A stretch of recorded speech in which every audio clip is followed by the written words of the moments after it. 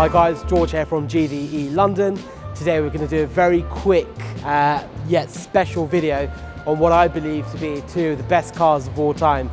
Right behind me over here, we'll start off with the Ferrari Enzo, which was released from Maranello in 2002. Comes with a 6-litre V12 naturally aspirated engine, produces well over 700 brake horsepower, and for that day and age is an amazing amount of power to have. 6-speed automated manual gearbox, which is also known as the F1 gearbox to those Ferrari enthusiasts, and of course has a monocoque carbon shell. Design-wise, the car is based on an F1 car, was helped design by Michael Schumacher. Yeah, when you have a look at the car, it just gives you this sense of excitement, this sense of drama that no other sort of manufacturer can provide the way Ferrari can. 12 years on, we bring ourselves to this, the successor, the Ferrari Laferrari. It is the replacement to the Enzo. The similarities end at a naturally aspirated V12 engine, which is also 6 litres by the way.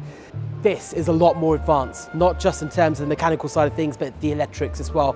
There's also got a fully automated hybrid system which has been incorporated into the car itself. Instead of having a 6-speed semi-automated manual gearbox, it now comes with a dual clutch transmission, which is a 7-speed transmission. So we'll talk about some of the specs on the cars. The Ferrari Enzo produces 650 brake horsepower. We then compare it to the Laferrari's 950 brake horsepower. Completely different league altogether, but there you go. That's what 10 years brings to you. Personally, when it comes down to the styling of the car, I do really like the way the Enzo looks. It's a bit more classy, it's a bit more sort of elegant, and it's a bit more F1-esque. It really gives you that feel of having a monocoque carbon shell as you would do in your F1 race car. But then you look at the modern styling of the Laferrari. This, in my personal opinion, is absolute bliss. This is what you'd expect in a hypercar in the modern day and age, and I really do think Ferrari are going to struggle to try and top this. A lot of you may remember that with the F40 and the F50s, they all came with a rear spoiler on the back of it. However, with the Enzo, they stopped using the rear spoiler on the back of the car because they started having active aerodynamics in the flaps on the underside of the diffuser.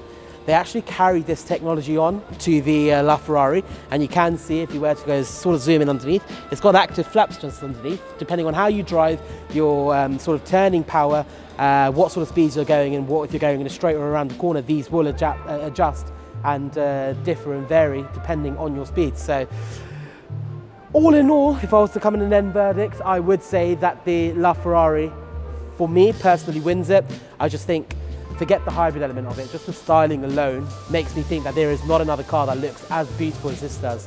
However, when it comes down to the sound and the drive, this car in particular that we have over here for sale at GVE comes with a straight pipe F1 exhaust system. So we'll do a couple of startups and let you have a look at it, but actually let you have a listen to it.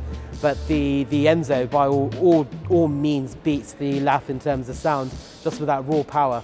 But yet to drive, the Laf is a much better car. So there you have it.